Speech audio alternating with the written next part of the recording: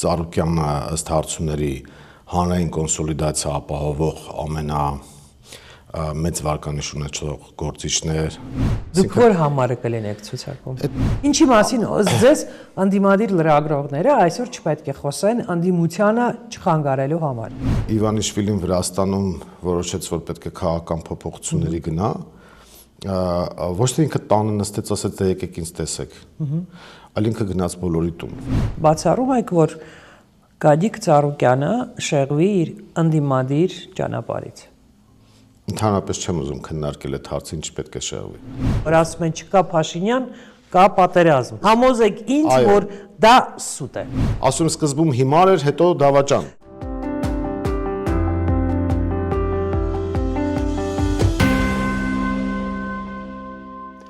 Բարև ձեզ, այսօր իմ հյուրը Մայր Հայաստան կուսակցության նախագահ Անդրանիկ Թևանյանն է։ Ողջույն Անդրանիկ։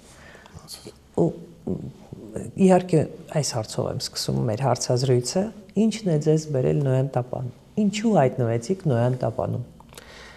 Մենք միացել ենք առաջարկ Հայաստանին ծրագրին, որպեսզի կոնսոլիդացնենք մեր հնարավորությունները եւ հասնենք այն փոփոխությանը, որը խիստ անհրաժեշտ է Հայաստանի Հանրապետությանը։ Միավորման գաղափարը դա ձայների առավելագույն հնարավորությունը չփոշիացնելն է, այսինքն եթե առանձին վերցնենք Մայր Հայաստանին, մենք ապացուցել ենք, որ որտեղ մասնակցում ենք ընտրությանը, այնտեղ դրական արդյունք ցույց ենք տալիս։ Երևանում ավելի շատ, մնացած տեղերում ավելի քիչ, բայց այդուհանդերձ դրական։ Այսինքն այդ անցողիկության հարցը Մայր Հայաստանը չունի ի տարբերություն շատերի, որոնք կարող են խոսել այդ մասին, մենք գործով ենք ապացուցել, բայց խնդիրը մեր համար անցողիկությունը չի։ Խնդիրը իշխանության պատասխանատվությունը ստանձնելն է եւ այս իրավիճակը փոխելը։ Մենք դրա համար մեկտեղեցինք ուժը։ Մի քիչ մաթեմատիկայով զբաղվենք, հա, ըստ ձեզ, եթե առանց ձեզ գնար Ծառուկյանը ընտրություններին, ինչքան կստանար Բարգավաճ Հայաստան կուսակցությունը կամ իրենց առաջարկ Հայաստանին այդ նոր նախաձեռնությունը եւ ինչքան կստանա հիմա, երբ որ դուք եք միացել։ Դա շատ անշնորհակալ գործ կլինի այդ եթեները ասելը, բայց միասնաբար ես վստահաբար կարող եմ պնդել, որ սիներգիայի էֆեկտը ստացվելու է, այսինքն մերը այն միավորումն է, որի պարագայում հանրության տարբեր սեգմենտներ իրար են գումարվելու։ Դուք գիտեք նաև, որ Ծառուկյանը ըստ հարցումների հանրային կոնսոլիդացիա ապահովող ամենամեծ վարկանիշ ունեցող գործիչներ ըստ հարցումների երկու եկեղեցական էին, հոգևորականները մեր հարգարժան, երրորդում Ծառուկյանն էր եւ ըստ նույն հարցումների Մայր Հայաստանը երկրորդ տարին անընդմեջ թիվ 1-ն է համարվում Երևանում ըստ հարցումների էլի ոչ մեր հարցումների Գագիկ Ծառուկյանը ըստ էության չունի մեծ վարկանիշ, մեծ էլեկտորատ, հա, Երևանում դուք ունեք Երևանում։ Ես այդպես չէի պնդի, ուղղակի քանի որ Բարգավաճ Հայաստանը Երևանում եւ ընդհանրապես դեռ հայտ այդպես չէր ներկայացրել, ես չեմ կարող ասել ինչքան է վարկանիշը։ Նախաձեռնություններ ձեր, թե պարոն Ծառուկյանի։ Փոխադարձաբար մենք Ծառուկյանի հետ երկար տարիների աշխատանքի համագործակցության գործընկերության փորձ ունենք, նաեւ անձնական մտերիմ մարդկային հարաբերություններ եւ բնական է, որ քաղաքական դաշտի տարբեր դերակատարները միմյանց հետ շփվում են, քննարկում են եւ փոխադարձաբար եկանք այդ հանգեցինք այդ եզրակացության, որ պետք է միասնաբար գնալ եւ մենք էլ նաեւ Մայր Հայաստանով որոշեցինք, որ պետք է ուժերը մեկտեղել եւ միանալ առաջարկ Բայց նաեւ հավանաբար բանակցել եք մյուս մեծ ուժերի հետ, նույն Հայաստան դաշինքի չեք բանակցել։ Իսկ սկզբանե որոշված էր, որ Հայաստան դաշինքով չեք գնալու։ Իսկ սկզբանե մենք խնդիր էինք դրել կոնկրետ Մայր Հայաստանը, որ ամբողջ քաղաքական դաշտը մեկ միասնական ճակատով գնա, որովհետև այդտեղ բանակցելու բան չկար, օրինակ մասնավորապես նույն ձեր նշած դաշինքի հետ, եւ այն առումով, որ շփումները բնական ճանապարհով կարող են լինել, այդտեղ կոնսոլիդացիոն մեծ հնարավորություն էինք մենք տեսնում, որ ամբողջ դաշտը կայանա։ Հենց Հայաստան դաշինքի շուրջ։ Չէ, երբ որ Սամվել Կարապետյանին կալանավորեցին, մենք գտնում ենք, որ պետք է արդեն մեկ միասնական ճակատ ձևավորել։ Այդ թվում նաև Սամվել Կարապետյանի։ Այո, այդ թվում եւ Սամվել Կարապետյանի մյուս ուժերի հետ եւ այլն եւ մենք բոլորի հետ հանդիպումներ ենք ունեցել բայց ոչ մեր մեղքով այդ մեկ միասնական ճակատը չկայացավ։ Հավանաբար դա մեր ձևով շարժման կամ արդեն ուժեղ Հայաստան կուսակցության իրենց նախաձեռնությունն է, որ չենք ուզում ոչ մեկի հետ միավորվել, ուզում են գնալ մենակ։ Ես հիմա դետալների մեջ չեմ մտնի, նրանք ովքեր մեզ լսում են, հիմնական դերակատարները տեղը կբերեն ինչ եմ ասում։ Երբ որ ես հարցազրույցներ կամ ոդքասթներ եմ վարում քաղաքական գործիչների հետ իրենց հայտարարություններից նման եզրահանգման եմ գալիս, որ հենց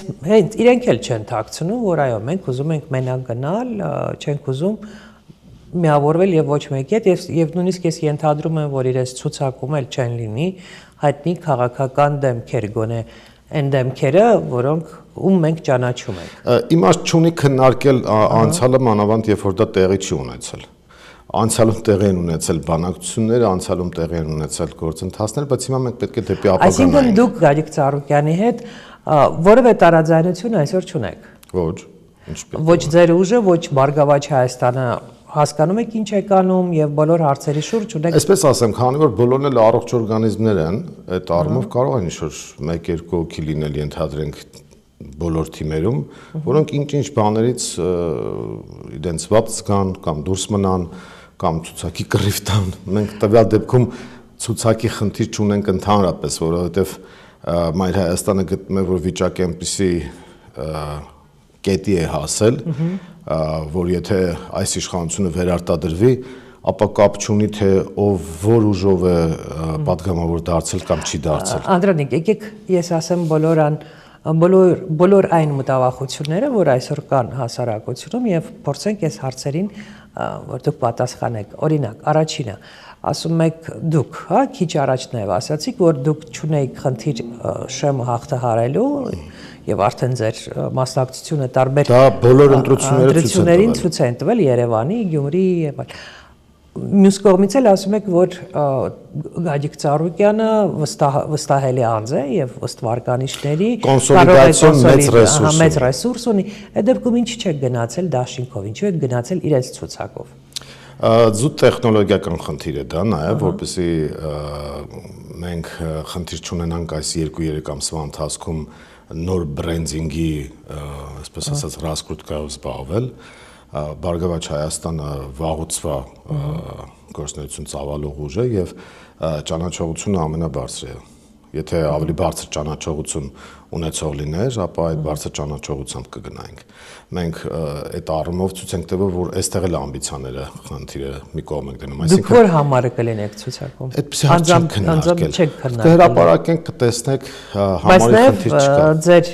կուսակցության մյուս անդամները եւս կլինեն անցնող։ Այո, այդ համար անցնողի խնդիր ես առաջարկում եմ չքննարկել, որովհետև մենք պետք է քննարկենք իշխանափոխության խնդիր։ Ցուցակումով որտեղը եւ այլն դրանք իմ կարծիքով էժանագիր ձեզանից բացի կա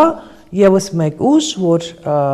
ըստ ձեզ նման ձևով է մտածում, ինչպես դուք եք ասում, որ ես համաձայն եմ իմ ամբիցիաները դնել մի կողմ, գնալ Գագիկ Ծառուկյանի ցուցակով, կարևոր իշխանափոխությունն է։ Կան էլի հայտարարություններ կան եւ ես կարծում եմ, որ ընդդիմադիր դաշտում պետք է շատ առարկայական լինեն այն հայտարարությունները, որ միմյանց դեմ պետք չի պայքարել, միմյանց պետք է չթիրախավորել եւ այլն, բայց եթե նույնիսկ մենք կոնկրետ Մայր Հայաստանի մասով ասեմ, եթե մենք արձանագրում ենք կամ հետագայում միգուցե արձանագրենք մեզ թիկունքից հարվածներ ընդդիմադիր դաշտից կամ նույնիսկ անբարոյական անպարկեշտ քայլեր մեր հանդեպ, մենք դրան ուշադրություն չենք դարձնելու, մենք թիրախավորել ենք։ Բայց դա կարծես թե նվազել է այս վերջի շրջանում։ Ասում եմ, եթե մենք նկատենք այդպիսի բան, ապա միևնույն է բացարձակապես չենք մտնելու ընդդիմադիր դաշտի ներսում պոլեմիկայի մեջ, թիրախավորելու ենք բացառապես քաղաքացիական պայմանագրի քաղաքականությունը եւ եկեք փորձենք այդ կոնֆիգուրացիան հասկանալ, հա, ընդդիմության կոնֆիգուրացիան 4 ամսից արդեն ունենք ընտրություններ, քանի դաշինքով է գնում ընդդիմությունը ընտրությունների։ Դեռ վերջնականապես պարզ չեմ կարող ասել։ Ես մեր մասով կարող եմ ասել, որ մենք մաքսիմալ կոնսոլիդացիա ենք ձգտելու, ընդ որում ոչ միայն կուսակցականների, այլ նաև անկուսակցական մարդկանց մասով կան հանրային ակտիվ դեմքեր, մասնագիտական շրջանակներ, որոնք փայլուն ներկայացուցիչներ ունեն։ Այսինքն նոր հնչեղ անուններ կլինեն ցուցակում։ Նոր նորմալ հայրենասեր պրոֆեսիոնալ պարկեշտ անուններ կլինեն, որոնք քաղաքական գործիչներ էլ։ Այդ թվում իհարկե, քաղաքականությունը քաղաքական գործիչներով է լինում, խո ասենք ոնց որ դու գնաս ֆուտբոլի առաջնության գնաս ու հայտարարես, որ մենք ֆուտբոլիստների չենք տանելու, մենք տանելու ենք, չգիտեմ, բալետ պարողների։ Ինչ անում է ուժեղ Հայաստանը լավ։ Ես չգիտեմ ինչ անում։ Բայց ես կառաջարկեմ ձեզ ընդհանրապես ընդդիմադիր դաշտի որևէ դերակատարի հետ կապված քննադատությունները ընդ որում շատ խիստ, շատ կոպիտ, շատ կոշտ հնչեցնել կուլիսներում։ Գոնե առայժմ կուլիսներում։ Ես ասեմ, կարծում եմ, որ բոլոր այն հարցերը, որ այսօր արկա են եւ որ այսօր հուզում են հասարակությունը, պետք է public բոլոր այդ հարցերի մասին խոսել, նաեւ հասարակությանը ցույց տալու համար, որ ընդդիմությունը այդ ամեն ինչը գիտի, դրա մասին խոսում է, այդ բոլոր հարցերից չի վախենում, չստեղծի տպավորություն, որ դուք կուլիսներում ինչ որ լուրջ, իսկապես հրատապ հարցերի շուրջ բանակցություններ վարում եք, քննարկումներ են եւ այլ, բայց հասարակությունը դրա մասին տեղյակ չի։ Այս են ընտրություններն են, որ հասարակության հետ պետք է լինել մաքսիմալ ազնիվ։ Տեսեք, շատ կարևոր է ժամկետները։ Ես չեմ ասում թաքցնենք խնդիրները։ Այդ խնդիրներից ամենալավը երևի կամ ամենալավերից մեկը ես եմ տեղյակ հանգամանքների եւ աշխատանքի բնույթի բերումով։ Բայց ժամկետ կա, երբ որ մի հատ ինչ-որ մի հատ փուլ կա, երբ որ պետքա քննադատությունները, սուր խոսքերը հնչեցնել կուլիսում շտկելու նպատակով, խնդիրները լուծելու նպատակով։ Եթե դա չի ստացվում, արդեն կարելի է հրապարակային դաշտել բերել, բայց մեր էներգիայի մեծ մասը, այսպես ասեմ, 95-99%-ը մենք պետք է ծախսենք այս իշխանության դեմ պայքարում։ Ունենք որպես հայեր եւ սովորաբար մարդիկ ընկալում են այդ թվում նաև հենց քաղաքական գործիչներ այն խոսքը, որը որ հնչում է եթերում։ Այսինքն բոլորի հետ քննարկում են ցանկացած թեմայի շուրջ, հետո որ ասում ես, բայց գիտես, այս սենց խոսակցություն կա, սա իրականությանը համապատասխանում, ասում են պաշտոնապես եթերում է հնչել։ Այսինքն եթե եթերում չի հնչել, այդ հայտարարություններն ու քննարկումները որևէ արժեք չունեն։ Մենք երևի տարբեր բաներից ենք խոսում, որովհետև եթե կան գործընթացներ, որոնք խնդրահարույց են, եւ դու տեսնում ես, որ դա այլևս չի ուղղվելու, այդ դեպքում կարելի է եթերային անել, բայց երբ որ տեսնում ես, որ ուղղելու շանս առարկայական օրինակ բերեք։ Ինչի մասին ձեզ ընդդիմադիր լրագրողները այսօր չպետք է խոսեն ընդդիմությանը չխանգարելու համար։ Որտեղ ընդդիմադիր լրագրողները հավատացեք ավելի շատ են ուզում, որ այս իշխանությունը գնա, քան ընդդիմությունը։ Տեսեք, կոնկրետ օրինակ բերեմ։ Մենք Բարգավաճ Հայաստանի հետ միասին որոշեցինք առաջարկ Հայաստանի ծրագրով ընդհանուր ճակատով մասնակցել ընտրություններին։ Դրան նախորդել են բանակցություններ, ճիշտ է։ Եթե այդ բանակցությունների փուլում կոպիտ ասած անընդհատ բզբզայինք, կարող է ինչ-որ խնդրեմ առաջանալ։ Ասենք նույնիսկ չուզենալով մարդիկ խնդիրներ առաջացնեին, ինչ-որ հարցեր առաջանային եւ այլն։ Այդ փուլում ոչ հրապարակային գործունեությունը նույնիսկ էֆեկտիվ է, բայց երբ որ արդեն գալիս ես համաձայնության, արդեն հրապարակայնացնում ես գործընթացը բնականաբար հանրությանը ներգրավելով, բայց երբ որ դու սկսում ես բանակցություն ու նախապես ասում ես ես գնում եմ բանակցելու այս հարցով, կա չէ հավանականություն, որ ենթադրենք կարող է չստացվել արդյունքը այն ինչ որ դու ուզում ես։ Դա կարող է հիասթափություն առաջացնել, դա կարող է խնդիրներ առաջացնել։ Երկրում եւ ընդդիմադիր գործիչներն էլ շատ քիչ են իրականում,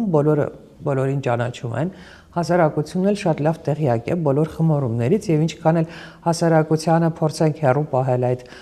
գործընթացներից, իրենք միևնույն է դրա մասին խոսելու են եւ ավելի ճիշտ է լինել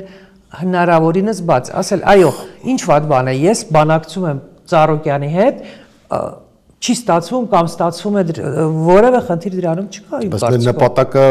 ուղղակի ինֆորմացիոն հոսք ապահովելը չի, չէ՞, արդյունք ապահովելն է։ Հիմա մենք կարող արդյունք ապահովել։ Ինֆորմացիոն հոսք ապահովելու խնդիր կա, որովհետև հիմա բոլոր քաղաքական գործիչները հայտարարում են, որ հիմնական խնդիրը, որը պետք է կարգավորել ընտրություններին հաջողության հասնելու համար, ապաթիայի մեջ գտնվող մարդկանց բերել ընտրատեղամասեր։ Մենք ճիշտ հակառակն ենք արել, մենք մեր միավորմամբ մեսեջ ենք տվել, որ ապացիայից պետք է դուրս գալ եւ կա հնարավորություն։ Միավորման մասին չենք խոսում, Անդրանիկ։ Բոլորն էլ պետք է իմ կարծիքով արդյունավետ միավորումներ կազմեն եւ գլխավոր խնդիրը հիմա պետք է ընդդիմադիր դաշտում լինի այն, որ այս իշխանությունը պետք է հեռացնել։ Օրինակ մի հարց, որը որ հուզում է բոլորին Հայաստանում, մեծ մասին Հայաստանում։ Եթե այս իշխանությունները, իսկ նրանք ունակ են դա անել, չեն գրանցում մեր ձևով շարժումը ուժեղ Հայաստան կուսակցությունը ամենամեծ այսօր ամենամեծ արձանագրված անդիմադիր ուժը, չէ՞, դա արձանագրված փաստ է։ Եթե իրենց չեն գրանցում, եթե նրանց ուժեղ Հայաստան կուսակցությունը չկա ընտրացուցակում, ինչ է անելու մնացած ընդդիմությունը եւ հասարակությունը իրավունք ունի իմանալ, դուք արդյոք սա քննարկում եք, թե բոլորդ ասում եք դե կտեսնենք ինչ կլինի։ Երբ որ քաղաքական գործիչը հատկապես մեծ ուժի ներկայացուցիչը ասում է դե թող չգրանցեն կտեսնենք ինչ կլինի, հասարակությունն արդեն ասում է սրանք լուրջ չեն, որովհետև բոլորը հասկանում են որ այդ վտանգը կա, ինչի չներկայացնել այսօր արդեն ինչ որ մի ծրագիր, որ հաղթահարեք այդ արգելքը իշխանությունների։ Նախ ձեզ ձևակերպումը չէ որ դուք ասում եք ամենամեծ ուժ եւ այլն, դրանք ընտրությունների արդյունքներով կերևա իհարկե։ Վարկանիշներով։ Այո, որովհետեւ դեռ մեր հայտը չկար, մյուսների հայտը չկա, բայց ես դրա մեջ ոչ մի վատ բան չեմ տեսնում։ Նորմալ է, իրենք խոշորներից մեկը, դա շատ դրական եմ գնահատում։ Հիմա տեսեք, այդ լկտիությանը պատրաստ է այս իշխանությունը եւ երևի չի փակցում, ասում են մոլդովական սցենար եւ այլն եւ այլն։ Վերջերս չէ, ինչ որ մի պատգամավոր ասաց, մենք մեծամասնություն ենք կարող ենք անել, որ Սամվել անունով մարդ չլինի։ Կայա Կալասին դիմելը, ասելը, որ եկեք փրկեք մեզ հիբրիդային պատերազմից եւ այլն, այս հանցագործության ապօրինությանը իրանք կարող են գնալ։ Այդ պարագայում ես ասեմ, որ նախաձեռնությունը որպես կանոն լինում է այն ուժից, ով իրեն համարում է ամենաուժեղը։ Օրինակ, երբ որ Իվանիշվիլին Վրաստանում որոշեց, որ պետք է քաղաքական փոփոխությունների գնա, ոչ թե ինքը տանը նստեց, ասեց դե եկեք ինձ տեսեք, այլ ինքը գնաց բոլորի տուն։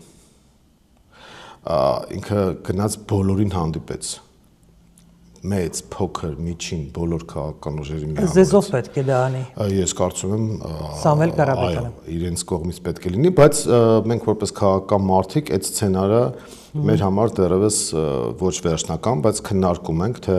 այդ դեպքում ինչ պետք է անել, ինչպես կոնսոլիդացվել։ Ենթադրել, որ եթե նման բան անեն իշխանությունները, ինչը քիչ հավանական չէ, որ կանեն, բոլոր մյուս ընդդիմադիր դաշինքներն ու կուսակցությունները հայտարարեն, որ իրենք էլ են դուրս գալիս ընտրապայքարից եւ ընտրությունները տապալվեն։ Ընտրությունները դեպքում չեն տապալվի ցավոք սրտի, այդ առումով։ Դա կլինի քաղաքական մեծ ճգնաժամ։ Չի լինի, այդ դեպքում դա ամենավատ լուծումներից մեկը կլինի, որովհետեւ մյուս ուժերը կմասնակցեն եւ իշխանությունները կասեն շատ շնորհակալություն, ինչն է խանգարելու դրանց։ Այլ հարցը որ դրա այլընտրանքը լինի փողոցային պայքարը եւ փողոցային պայքարի պատրաստակամությունը։ Դա ես կասեմ, որ հա, այսինքն երբ որ դու անում ես, բնել պետք է անես, այսինքն քայլը առաջին բոլորը դուրս են գալիս, քայլ երկրորդ գնում են ընդհանուր պայքարի։ Ընտրություններին չմասնակցելը ամենալավ տարբերակը չի այդ դեպքում։ Թե ինչ տարբերակներ կարող են լինել, դա արդեն քննարկումների, շփումների հարց է։ Բայց դուք դա քննարկում եք։ Մենք մեր ներսում այդ սցենարը քննարկում ենք, որ մենք այլ սցենարներ ենք քննարկում, օրինակ Ծառուկյանի այսպես աշխատավայրում խոզարկություններ են սկսել։ Խոզարկություններ չեն, իրենք իրենց ուրիշ տերմին են օգտագործել։ Հա, դե հիմա ամեն դեպքում դա շատ պատահաբար, այսպես ասած, համընկավ այն պահի հետ, երբ որ Մայր Հայաստանը հայտարարեց, որ միասնաբար է գնում, պարզվեց, որ Բարգավաճ Հայաստանը ուժային կենտրոն է դառնում իր թիմակիցների հետ, երբ որ դուք փաստորեն մեկ բան հայտարարեցիք ընդդիմադիր պայքարի մեկնարկը Պարոն Ծառուկյանի եւ եկավ։ Այո, երբ որ հայտարարեցինք, որ մենք կարող ենք օրինակ Գյումրիի տարբերակով միավորվել բոլոր ուժերով, անմիջապես գնաց հարձակումները։ Այսինքն այն վայնասունը, որ բարձրացրել է իշխանական տիրույթը մեր դեմ, ցույց է տալիս, թե իրենք որտեղից ունեն մտավախություն եւ այդ քայլերը անում են։ Հետեւաբար բոլոր սցենարային զարգացումները պետք է քննարկել։ Իսկ քննարկումները նաեւ պետք է քաղաքական բնույթ կրեն եւ պետք է գան նաեւ այն շրջանակներից, որոնք ներգրաված են այս process-ների մեջ։ Մենք մեր համար այդ քննարկումները անում ենք, բայց կրկնեմ,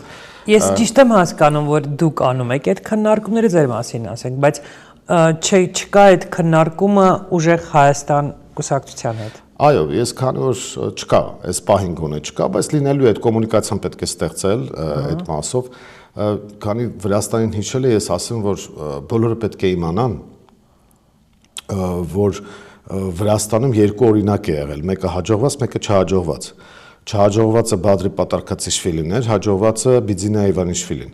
Ես չէի ուզենա, որ Հայաստանում չհաջողված մոդելներ լինեն։ Այդ առումով ես կարծում եմ, որ ընդդիմադիր դաշտում առողջ քննադատություն, առողջ քննարկումները կնպաստեն դրական արդյունքի բերելուն։ Եվս մեկ հարց, որը շատ է հուզում հասարակությանը, բացառում եք, որ Գագիկ Ծառուկյանը շեղվի իր ընդդիմադիր ճանապարհից։ Ընդհանրապես չեմ ուզում քննարկել այդ հարցը, ինչ պետք է շեղվի։ Նո, ճնշումներ։ Վաղը կգան եւս կխուզարկեն, կձերբակալեն։ Նորմալ երևույթ է Հայաստանում։ Այդ ճնշումները նոր չեն սկսվել։ Մեր հանրությունը պետք է իմանա, որ վաղուց սկսվել են ճնշումները։ Դա ամենատարածված հարցն է, որը քննարկում է Հայաստանը։ Այդ հարցի պատասխանը ցույց կտա պրակտիկան, մենք ինքներս վստահ ենք, որ դուք վստահ եք, անձամբ դուք վստահ եք։ Եթե վստահ չլինեի, չէի միանա։ Իսկ կան ուրիշ քաղաքական գործիչներ եւ ուժեր, ում դուք կուզենայիք տեսնել նաեւ ձեր այդ նոյանտապանում։ Շատ կան, բայց քանի դեռ սպային վերջնական որոշումներ չկա, չեմ ուզենա անուններ հնչեցնել։ Այսինքն ավելի շատ հավանական է, որ ընդրություններին ընդդիմությունը գնա 3 դաշինքով, թե 4 դաշինք ավելի եւ այլ։ Խոսքը այն մասին է, որ այնպիսի միավորումներ լինեն, որոնք կարողանան արդյունավետ ցուցանիշներ ապահովել։ Դրանք ընդհանուր խոսքեր են։ Անդրանիկ, ընդհանուր խոսքերը հետեւյալն է 3 կամ 4։ Ես 4 չեմ տեսնում անկեղծ ասած, բայց 26 թվականին ընտրություններին մասնակցող կուսակցությունների թիվը ավելի մեծ է լինելու, թե ավելի պակաս 21 թվականի ընտրություններին մասնակցող։ Որովհետև իշխանական տիրույթից էլ բազմաթիվ արբանյակներ կմասնակցեն, սպոյլերներ կմասնակցեն, այդքան ներուժներ, որ կմասնակցեն, պատեհապաշտներ կմասնակցեն, տարբեր ես չեմ կարող այդ թիվը կանխատեսել, բայց դա ամենակարևոր հարցը չի, որ պետք է մեզ հուզի։ Ես ուզում եմ գիտեք եւս մեկ թեմայով խոսել, Անդրանիկ, խոսքը այսպես կոչված արևմուտքի աջակցության մասին է Փաշինյանին, դուք Կալասի անունը տվեցիք, նաև 3 կրկին Թրամփը առաջին հերթին Թուրքիայի ու Ադրբեջանը։ Թուրքիան, Ադրբեջանը մի կողմ դնենք, այս արևմուտքի մասին եմ խոսում։ Արդյոք ճիշտ է անդադար ասել, որ Փաշինյանը ունի այդ աջակցությունը, որովհետև իրականում նրանք Փաշինյանին չեն աջակցում, նրանք աջակցում են մի մարդու, ով այնքան թույլ է, որ խնդիր չեն ունենում իրեն այդ մարդու հետ բանակցելուց, եթե կա երկու երկիր Հարավային Կովկասում եւ այդ երկու երկիրը ունեն հակամարտություն, հիմա իրենք կարողացել են լեզու գտնել եւ մի երկիրը մյուս երկրի ղեկավարի ասածին լսածն է ամեն ինչ անում, այսինքն ուղղորդվում է այդ երկրի նախագահի ասածներով, արևմուտքին պարզապես կողքից նայում են, ասում են, հա մենք ինչ պետք է Հայաստանի խնդիրներով զբաղվենք, մենք օքեյ, եթե իրենք օքեյ են, մենք էլ ենք օքեյ։ Չկա այդ աջակցությունը հատուկ, ըստ ձեզ կա։ Կա ուղիղ աջակցություն Թուրքիայի կողմից եւ Չէ, Ադրբեջանի Թուրքիայի մասին չեմ ասում, արևմուտքը օգտվում է ուղղակի այդ իրավիճակից եւ այո, բայց ինչի պիտի չօգտվի։ Ճիշտ է, այսինքն չկա աջակցություն, կա պահից օգտվելու քաղաքականություն։ Արևմուտքը աջակցում է Փաշինյանին այնպես, ինչպես Զելենսկուն, այսինքն պատրաստ է աջակցել։ Չէ, ես ասեմ որ իմաստով։ Այսինքն պատրաստ է աջակցել, ինչպես Ուկրաինայում մինչև վերջին ուկրաինացին, այնպես էլ Հայաստանում մինչև վերջի հայը, բայց ես դրա համար արևմուտքին չեմ մեղադրում, ինչու, որովհետև իրենց շահերն են պաշտպանում, իրենց շահերն են առաջ մղում։ Եթե իրենք Հայաստանի եւ տվյալ դեպքում Նիկոլ Փաշինյանի հետ կապված հարցում ասում են, որ քանի որ հակառուսականությունը ինքը առաջ է մղում, ուրեմն մեր աջակցությունն ունի։ Այդ հարցում են իրենք ընդհանուր հայտարարել եղել։ Արևմուտքը Հայաստանի դեմ ոչինչ չունի։ Արևմուտքը մեր բարեկամն է, մեր ընկերն է։ Արևմուտքը չի ուզում, որպեսզի Հայաստանի Հանրապետությունը վերանա, բայց Արևմուտքը ուզում է, որ Ռուսաստանը վերանա մեր տարածաշրջանից։ Ես այսպես հարցը։ Եվ ավտոմատ ստացվում է, տեսեք, Արցախի պատմությունը հիշեք, Արցախը հանձնել են այսօրվա գործող այդ պաշտոնը վարչապետի զբաղեցնող անձի ձեռքերով, բայց ովքեր են հանձնել Մակրոնը, Միշելը, Բայդենը, Բորելը, Ուրսուլան եւ ակտիվ միջամտել է դրան Էրդողանը եւ Ալիևը։ Միանշանակ է դա Պրահայում 22 այդտեղ վեճի բան չկա, դա փաստ է, այդտեղ դուք չեք կարող վիճել։ Բայց դա Ինչ պետք է անի արևմուտքը, եթե Հայաստանի ղեկավարը ասում է ես ճանաչում եմ Ադրբեջանի ամբողջականությունը, ինչ պետք է Մակրոնը պետք է ավելի հայ լինի։ Չէ, տեսեք, Մակրոնները խնդիր ունեին հակառուսականության։ Այդտեղ շահերը համընկան Թուրքիայի, Ադրբեջանի, Մակրոնների, Բայդենների, մյուսների շահերը համընկան, որովհետև նրանք ուզում են, որ Ռուսաստանը Արցախից դուրս բերվի, Ալիևը ուզում էր Արցախը ստանալ, Էրդողանը ուզում էր Արցախը ստանալ, այսօրվա այս մի հոգավորը ուզում էր աթոռը պահել։ Ինքը հաշվեց, որ եթե արևմուտքին այդ ծրագիրը սպասարկի, ապա իր աթոռը կպահի։ Խոսեք Ռուսաստանից, ըստ ձեզ առաջիկա ամիսներին, այս 4 ամիսներին, մինչև ընտրությունները մնացած ամիսներին, ինչ է անելու Ռուսաստանը։ Էլի էս զգուշավոր քաղաքականությամբ է առաջ շարժվելու։ Իսկ ինչ պիտի անի Ռուսաստանը, հո չի գալու մեր ընտրություններին մասնակցի։ Այսինքն օրինակ, նորից ասեմ, հա, հայաստանցիների շրջանում հատկապես մարզերում ապրող մարդկանց մոտ կա տպավորություն, որ Փաշինյանին աջակցում են ոչ միայն արևմտյան առաջնորդները, այլ նաև Պուտինը։ Հիմարություն է դա։ Մակրոնի դեպքում հիմարություն չի, Պուտինի դեպքում հիմարություն է։ Մակրոնի դեպքում ուղիղ աջակցություն կա, եւ դա մենք տեսնում ենք։ Ինչպես եք տեսնում։ Ֆրանսիական մամուլը ասացի արդեն, որ համատեղ Լավ, գնանք առաջ, այսինքն ըստ ձեզ գոնե տեսականորեն ոչինչ չի փոխվելու Ռուսաստանի քաղաքականության մեջ, չեն լինի հայտարարություններ եւ այլ եւ այլ։ Ինչ հայտարարություն։ Օրինակ այն ինչ կատարվում է Հայաստանում, մենք տեսնում ենք, որ Հայաստանում կատարվում է ռուսաստանցի օլիգարխը, մենք բացասական ենք գնահատում։ Մենք բացասական ենք գնահատում ցանկացած արտաքին միջամտություն մեր ներքին կյանքին, լինի դա Ռուսաստանից, Արևմուտքից, առավել եւս Թուրքիայից ու Ադրբեջանից։ Այս իշխանությունը բացահայտորեն Հայաստանը դարձրել է աշխարհաքաղաքական բախումների թաթերաբեմ եւ այս ընտրությունները Հայաստանի պատմության մեջ առաջին ընտրությունն են դառնալու, որոնք աշխարհաքաղաքական հետք են ունենալու, բացահայտ։ Եւ սա ամենամեծ վտանգն է, որ կա։ Աշխարհաքաղաքական չի, ասեք տարածաշրջանային։ Աշխարհաքաղաքական, որովհետև Միացյալ Նահանգներն են ներգրավված, դե տրիպը արդեն խոսում եմ մասի, որ Միացյալ Նահանգները ներգրավված է, Թուրքիան, Ադրբեջանը, Իրանը, Ռուսաստանը եւ այլն։ Կարծում որ նման բաներ հայտարարելով դուք ջուր եք լցնում Փաշինյանի ջրաղացին, ով ասում է, որ այս տրիպ են բերել, խաղաղություն են բերել։ Շատ լավ տրիպը բերել է, բայց այդ տրիպը պետք է աշխատի, մենք տեսնում ենք, որ առանց երաշխիքների համակարգի, առանց մեր տարածքային ամբողջականության պաշտպանման հնարավոր չի, որ այդ համակարգը աշխատի։ Մենք կուզենանք եւ ամերիկյան ներգրավվածություն, եւ ռուսական, եւ չինական, եւ իրանական։ Սրանք ընդհանրապես հանձնել են միջանցքանը դրել են տրիպ։ Մենք դեմ ենք միջանցքի տրամաբանությանը եւ ասում ենք, որ տրիպը պետք է ռեալ գործի։ Որ ամերիկացիները նստած լսում են այս մեր հարցազրույցը, նայում են մեր հարցազրույցը եւ մտածում են, չէ, այս մարդիկ օրգան իշխանության տրիպ են բերելու մեր ամենալուրջ մրցակցին Չինաստանին, չէ։ Այսինքն ամերիկացիներն են որոշելու Հայաստանի ընտրության արդյունքները։ Չէ, ընտրության արդյունքների մասին չի խոսքը։ Ինձ ամենակարևորը որ լսեն Հայաստանի Հանրապետության քաղաքացիներ եւ իմանան, որ իրական երաշխավորված խաղաղությունը բերելու ենք մենք, պատերազմը բերել ու բերում են այս իշխանությունները։ Ինչպես եք բերել խաղաղությունը, այդ մտավախությունը, որ ասում են չկա Փաշինյան, կա պատերազմ։ Այսինքն Փաշինյանը միշտ եղել է եւ եղել է պատերազմ։ Ճիշտ հակառակն է։ Դե գիտեք, դեմագոգիան հենց դրա մեջ է, որ կա այսօրվա իշխանությունը, կա պատերազմ։ Եվ դա փաստով է ապացուցված։ Պատկերացրեք, ես հայաստանցի ինչ որ լրագրող չեմ, այլ բարձրացած քաղաքացի եմ, համոզեք ինձ, որ դա սուտ է։